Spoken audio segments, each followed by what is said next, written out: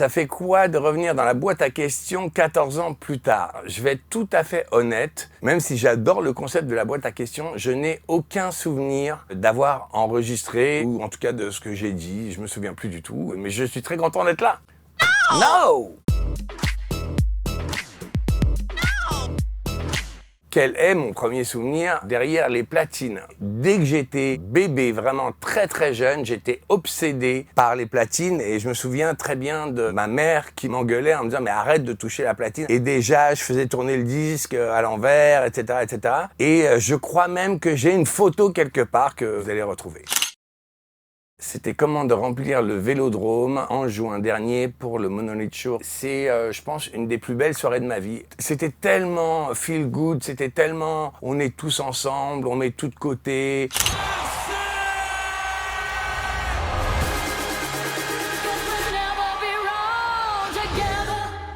Je me demande si les Parisiens ils vont être au niveau là quand je fais le Stade de France. Pourquoi faire un Stade de France en 2026 et pas avant? Je suis un peu peureux en fait. J'ai toujours peur de pas remplir. Bon, le Stade de France c'est quand même le truc ultime. C'est un challenge quand même. C'est 80 000 personnes. Bon, il faut les faire. Moi, je suis quand même un mec assez dans la joie de vivre, mais en réalité assez angoissé. Donc le Stade de France, ça fait peur quoi. Voilà, c'est ça la vérité. Et je rajoute juste quand même que c'est grâce à Marseille, parce que c'était extraordinaire, que ça m'a donné la force de tenter le Stade de France. On se sent comment quand on est l'artiste français le plus écouté au monde avec plus de 50 milliards de streams? Il y a une certaine fierté et en plus je suis continuellement, année après année, dans le top 10 des artistes les plus streamés au monde, français ou pas français, quoi. Donc ça c'est encore plus fou. Selon toi, quel est le meilleur titre de ta carrière? Je dirais Titanium. D'abord pour la qualité musicale en termes de composition, l'émotion, en même temps ça fait danser.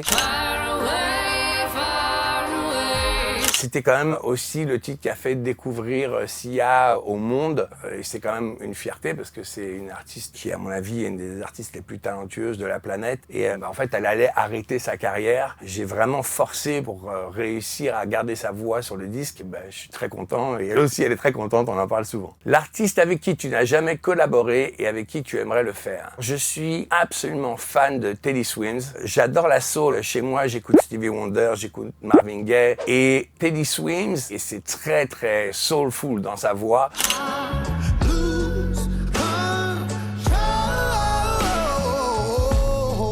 Ça fait quoi d'être toujours une inspiration pour la nouvelle génération? Ça, c'est absolument énorme pour moi. Ce que j'aime, c'est qu'en face de moi, les gens ont toujours 22 ans. Pour moi, c'est essentiel parce que les gens qui dansent, c'est les jeunes. Faire de la dance music pour les vieux, en fait, ça n'a pas de sens parce que les vieux, ils dansent pas. J'ai mes fans d'origine, mais j'ai toujours gardé le contact avec les nouveaux sons, les nouvelles générations. J'ai pas envie d'être un artiste de la mélancolie, quoi, en fait. J'ai envie d'être toujours dans l'actualité, dans le son du moment. David, en 2011, la boîte à questions te demandait ça. Peux-tu imiter le cri de tes fans?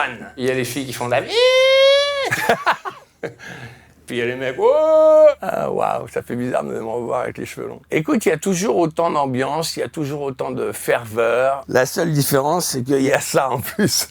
La chose improbable qu'on ne sait pas sur David Guetta. Et je suis hypocondriaque. Je suis le genre de mec qui prend 20 cachets de suppléments, de vitamines tous les matins. Je me balade en tournée avec une valise avec tous les médicaments. Faut ça, j'ai honte. Pendant que je l'ai dit, j'ai honte en fait. Je suis tout le temps sur ChatGPT. J'ai ça, est-ce que ça veut dire que ce truc, est-ce que c'est grave? Je suis hypocondriaque, quoi. Voilà.